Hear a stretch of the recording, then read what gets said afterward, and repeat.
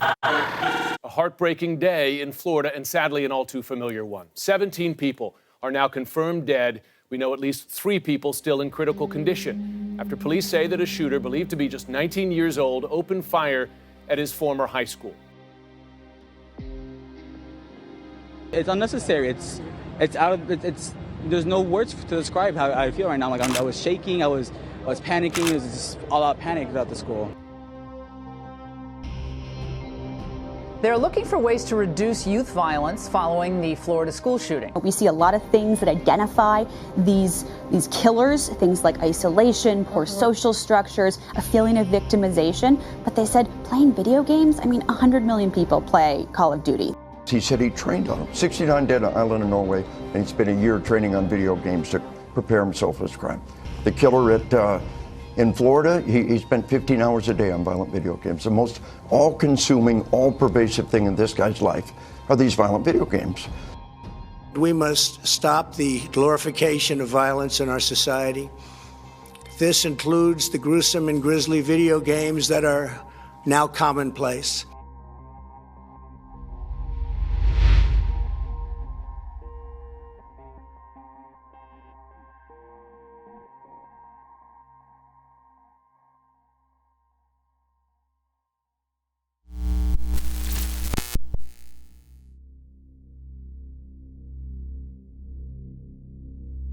There's something that you need to know. You need to understand that the things you do, the things you love, are under attack. And there's not a damn thing you can do about it. As deadly events that range from terrorist attacks to mass shootings sadly become more common in the world, the art of video games are being accused as an accessory to terror. Since the school shooting of Columbine in '99, the media have gone to extreme lengths to tarnish their reputation of video games. They spend more airtime showing the negative side effects of games that conditions people to forget the positive effects. But, as time passes, some games will get more realistic and more violent. And without restrictions, almost anyone can play them.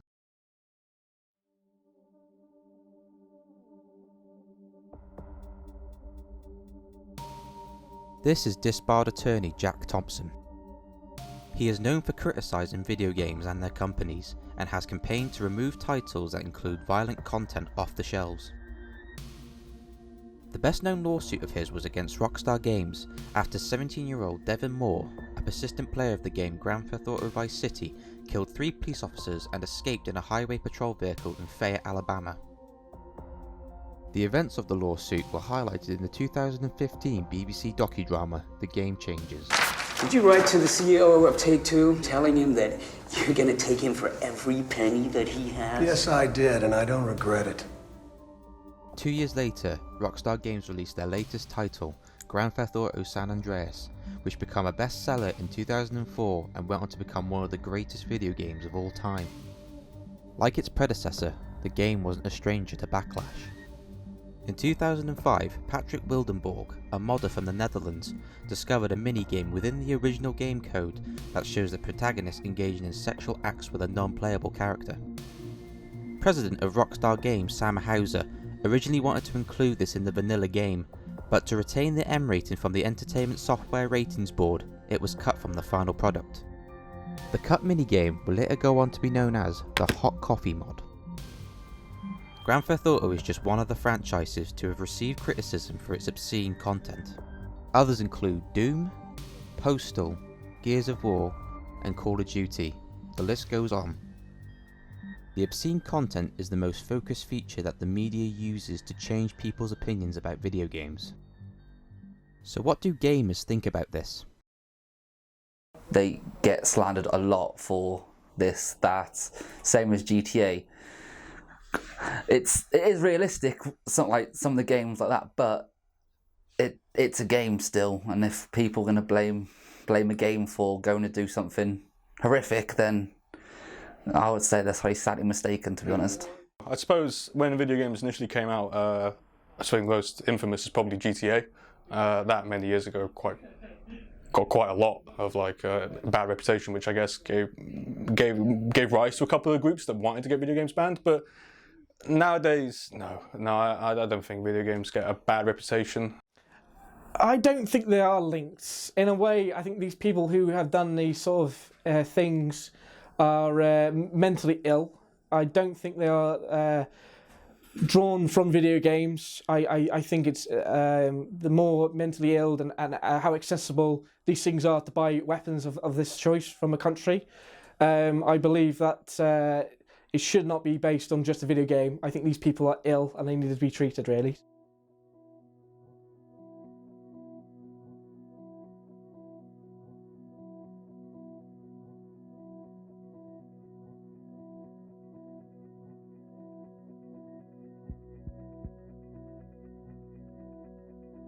Now, we all hear a lot about how video games can be bad for people, so are there games out there that can be good for people to play?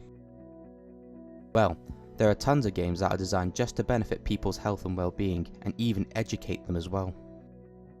In 2014, Ubisoft released a sequel to the 2012 game Rocksmith, which allowed players to plug in an electric guitar to their consoles and play along to the included songs. Ubisoft advertised the 2014 sequel as a 60-day challenge, where they claim people can improve their playing skill in the 3-month period, with the song library constantly expanding with new songs to play. It features basic and advanced lessons that help the player improve their musical skills. Some games have proved that they can be both fun and educational by their use in the classroom. It has been shown that teachers use the education version of Minecraft to teach children all about the different elements of the world and how to get an idea of basic construction. The game also allows the player to take in-game screenshots, which helps the pupils to create portfolios to show their evidence of learning. Video games can also help relieve people with physical and even mental illnesses. And with virtual reality becoming more popular each day, games become more realistic. In the South Korean documentary I Met You, it shows a mother using a virtual reality headset to reunite with her 6-year-old daughter, who passed away in 2016. The looks and voice of her daughter were used to aid a 3D model, which communicated to her mother when prompted to. 나는 엄마가 많이 보고 싶었어. 엄마도 너 보고 싶었어. This process would allow people to seek closure and help them through their bereavement. However, some people may argue that it could have negative effects, since the ability of human touch is restricted. In part 2 of the film Harry Potter and the Deathly Hallows, Harry is shown bringing back his loved ones from the dead using the Resurrection Stone. The scene also shows the downside to this, as Harry is also restricted from a physical connection with his deceased family. The film also tells the origin story of the Resurrection Stone, and about the first user who tried to bring back his loved one. The story of the stone ended with, finally, the second brother, driven mad with hopeless longing, killed himself so as truly to join her, and so death took the second brother for his own. Even though this is just a story, it shows that not all people are happy and satisfied when they seek closure through drastic measures, and seeking closure through a fictional 3D world may not be helpful either. The Resurrection Stone in Harry Potter may just be a simple plot device, but it represents the advances and limitations of technology in the real world. There is loads of evidence to show that video games can have positive aspects, from educating to rehabilitation. So why do the media constantly strive to blame video games for the violent content? Why do they think that games are responsible for people committing deadly acts around the world? I mean, does the media have strong evidence to suggest video games have the ability to create killers? Well, unfortunately, they do.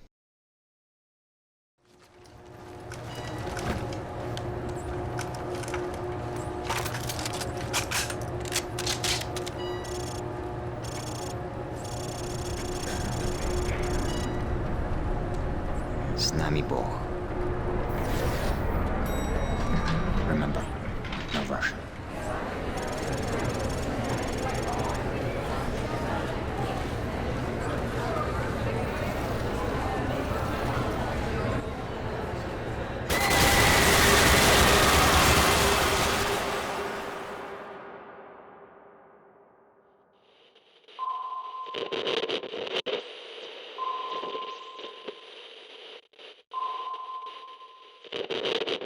What you've just seen is from the 2009 installment of the Call of Duty franchise, Modern Warfare 2. The game features a mission entitled No Russian. The mission features so much graphic content that players are asked if they want to skip the mission before starting the main campaign. The main objective of the mission is to shoot your way through an airport full of innocent and unarmed civilians. Are we still blaming video games for mass shootings, or was that just last week's thing? We're off of that now? We're back to video games are good? Okay, cool. People say video games are violent. I don't know about that, man. I know people that don't even like you to play Street Fighter, which to me is the most peaceful of all the video games. Like, of all the violent video games, Street Fighter is the best one. Nobody dies in Street Fighter. It's not Mortal Kombat. You ain't ripping somebody's spine and their heart out their chest. You get your ass whooped in Street Fighter, then you get life advice. It's the only video game that gives you advice. You get your ass whooped, and then the dude who whipped your ass look you in the face and go home and be a family man. You gotta respect that.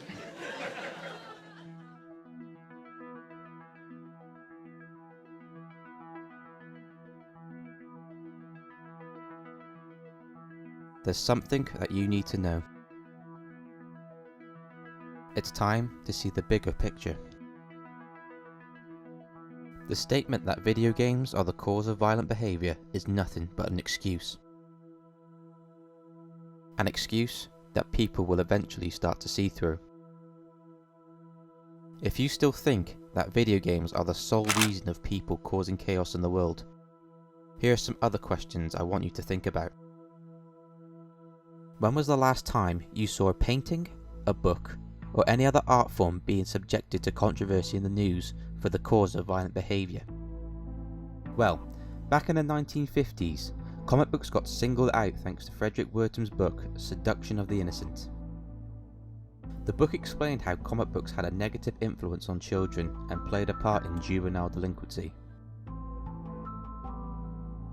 Wertham also condemned DC Comics' Superman by saying that he was unpatriotic and fascistic.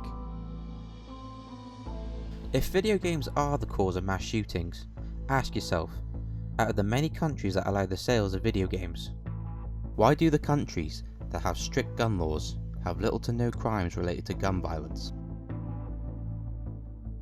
And how many of the previous shootings didn't have a perpetrator with a mental illness?